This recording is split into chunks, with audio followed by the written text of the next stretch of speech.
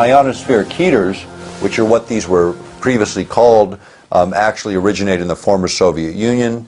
People remember them from the 1970s when they created what was called the woodpecker signal, and it was exactly as it sounded. It was this weird static that was rhythmic and coherent, man-made. Ham operators picked it up all over the world, and because they could triangulate where it was coming from, they isolated the location of these 5 transmitters in Russia, or the former Soviet Union. And those transmitters were associated with health effects in Oregon, power failures in central Canada, and a number of other anomalous phenomena in the 1970s. And those were the predecessors of Harb. It's the very same technology with a modern twist. The old transmitters would take 15 minutes to reset the frequency because you had to readjust all these antennae. Now, with Harp, it's done in milliseconds by adjusting the software. So, very efficient. You can change things. You can cause them to do different things. It's not a big project in terms of reset. And it's a small expenditure. I mean, Harp, they've spent $100 million on, which in military terms is like cab fare. You know, it's like it's not even cab fare. It's the snowflake and the pile of snow out front, you know, that we walk through in the course of all this. But when you look at the impact of each of these technologies that we've touched on today, it's not the same game anymore. These are earth-shaking technologies, the very technologies that will either transform or enslave.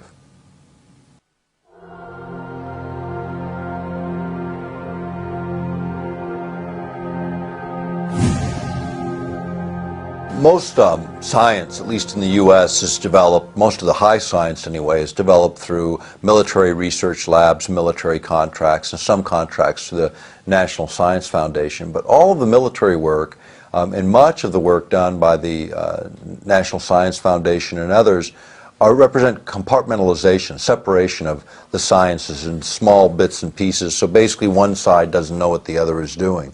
In fact, the first paper I ever presented at 19 was on the contrasting sort of our approach of compartmentalization in our approach to science and the Russian approach, or the Soviet approach at that time, which was to use generalists, to take people from all disciplines, integrate them into the same room so that you could develop the higher ordered thinking, because then you brought all of these various disciplines, even when they didn't seem to fit, you brought them together and they tended to feed off of each other in a way that built better and more comprehensive science. In fact, as it relates to electromagnetic exposures, the science developed in the Soviet Union said, and they set the regulations, not that they enforced them, but they at least had them on the books, they were 1,000 times more stringent than the U.S. standards in the same areas because of that integrated approach. When you look at the productive capacity of the USSR during the Cold War, they couldn't produce their way, you know, into an outhouse. It was a mess. But what they could do is compete on science. And the way they competed on science with us, and were able to not only excel in some areas, surpass us in others, and stay up with us in most, was by integrated science, as opposed to compartmentalization. It's cheaper, it's more efficient, and it yields usually better results. On the U.S. side, we do the opposite. We continue that model of compartmentalization to the detriment of really good science, and at a huge, huge economic cost. The duplication within that system, the cost of man-hours within that system, and the waste that's created in that system. Now, what does that all mean in the broader context of global science? You know, the U.S. spends in the regular defense budget somewhere around $700 billion a year, which is a big number. You know, we've got a couple wars going on top of that. The Chinese spend about 80 billion is what our intelligence tells us, at least that's what's publicly released. When you run inefficient science, and the Chinese don't run inefficient science, they steal everything they can that's already been developed and then take it from there. And they do it at rice bowl wages. You know, they're not paying top flight scientists $250,000, $500,000 a year in salary and benefits, and they're not paying Davis-Bacon wage rates to build ships. They're building them for a bowl of rice. And what you get in China for 70 billion is what you get in the U.S. for probably far in excess of what we actually spend, because you can't measure it in dollars or currencies. You have to measure it in productive output. And what the Chinese are doing with their productive output is making sure that they can move millions of men and women in their armed services anywhere they want to put them on the planet.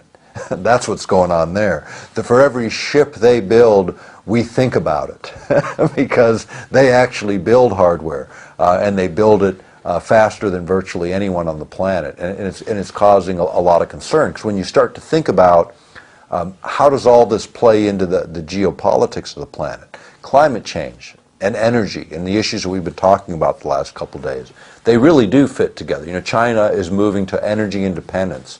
They're building a coal to liquids plant every 18 months from start to finish.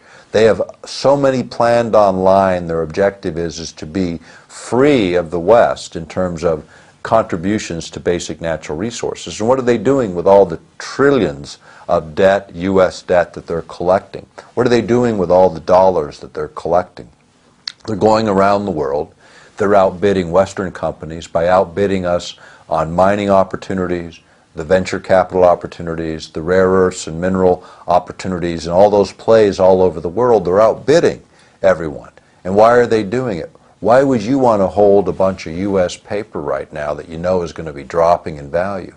You're better off buying the commodities. You know, when the market fell apart and copper hit $1.30 a pound, which was the lowest it had been in years, the Chinese bought more then than they ever bought in their history, and they bought it all the way up till it blew through the old record price by 10% while the economy is still in the toilet in the U.S. and Europe, and commodity prices are breaking through the roof. And all those investments those Chinese made with all those cheap U.S. dollars, well, they still had a little bit of value, and we all thought they were nuts for paying 10, 20% more than the market said those assets were worth. What a deal they made on all those commodities, not just what was already finished. And what does it mean, just copper alone? There's 8 days worth of copper in warehouses in the world to fulfill 8 days worth of global demand right now today. That's how underproducing we are in that specific commodity. Zinc, nickel are in similar situations where there's very limited supplies on hand. Rare earths, it's even worse, and all of those are controlled by China. When you start to think about earth-penetrating tomography as a technology for locating underground mineral resources, as an example, oil and gas resources. Some of that technology was tested, and it was tested in over 20 states on a number of wells that were drilled by Halliburton back in the 80s and into the 90s.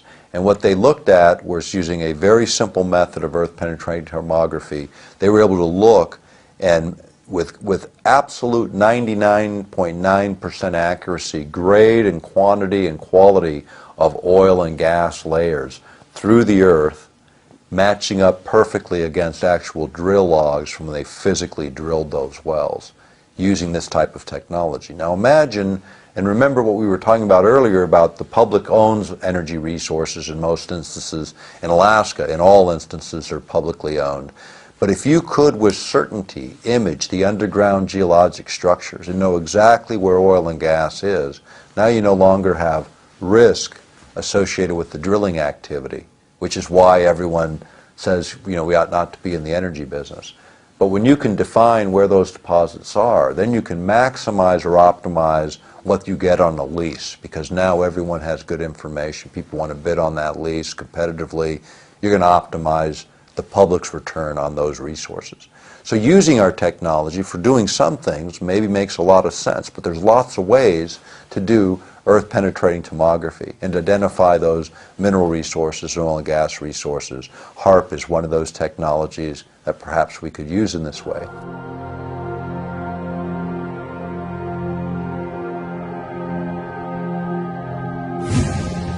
When Skylab launched the first time, we realized that, back in the 70s, we realized that it created a hole in the ozone layer.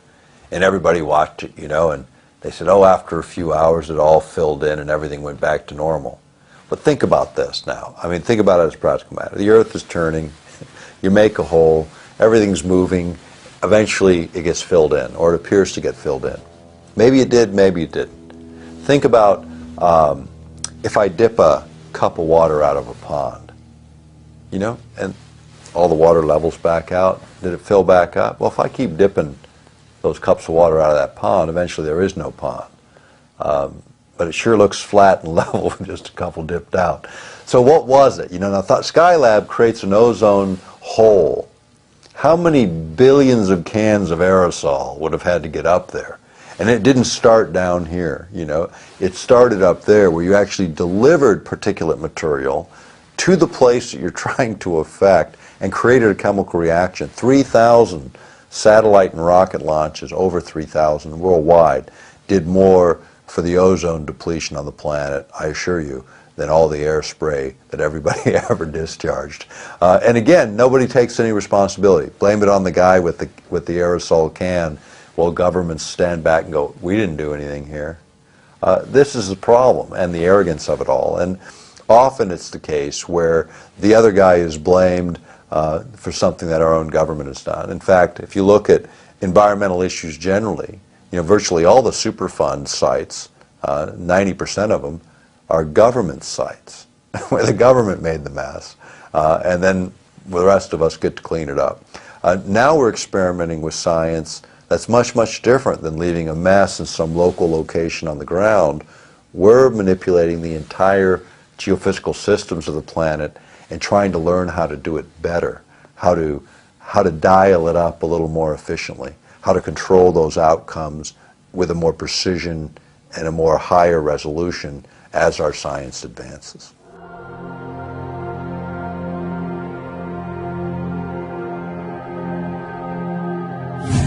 We've written the book Controlling the Human Mind, and we wrote and produced the video Mind Control, which Alex has carried for years.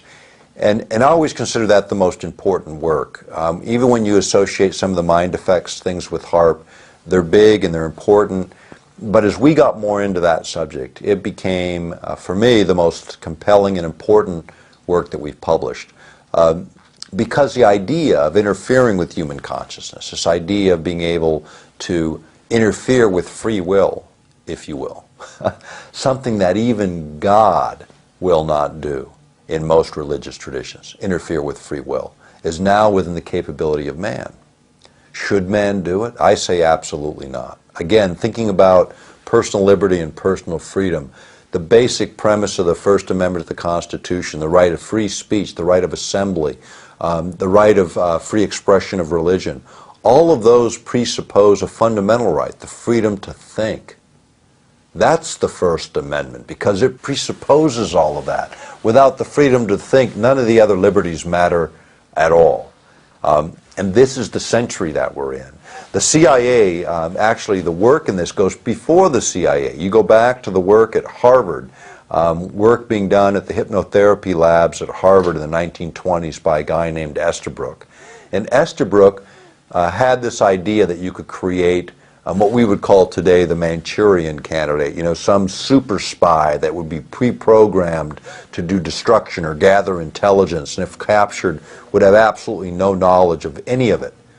Well, he started this work in the 20s. By the 1930s, his work was classified. By the 1960s, the material he had published, he acknowledged that he created these super spies, that he spent 9 to 10 months, and 1 out of 5 people were subject to this level of programming, where he would subject them to 9 to 10 months of programming where he literally split the personality into 2 separate human beings within the same body, programming one to be the super spy where they could function in another country without detection, and if captured would have no memory of their true self. And yet when they returned to the United States, this altered consciousness could be re-triggered to remember everything they collected in the foreign country and their true self. The problem is you can't put Humpty Dumpty back together again. Once you fracture a human being in this way, you've effectively destroyed them forever. He believed this was a good idea, and he advanced this technology. In the same material that he published advancing the idea that using LSD to alter people's consciousness for mind control experiments was legitimized and reasonable and a good thing. That's what he wrote in his published work. At the same time, the Central Intelligence Agency later was revealed to be experimenting with LSD on 8,000 men and women in the armed services alone, not to mention the civilian sector. This came out in a congressional report that was on activities within the CIA right after water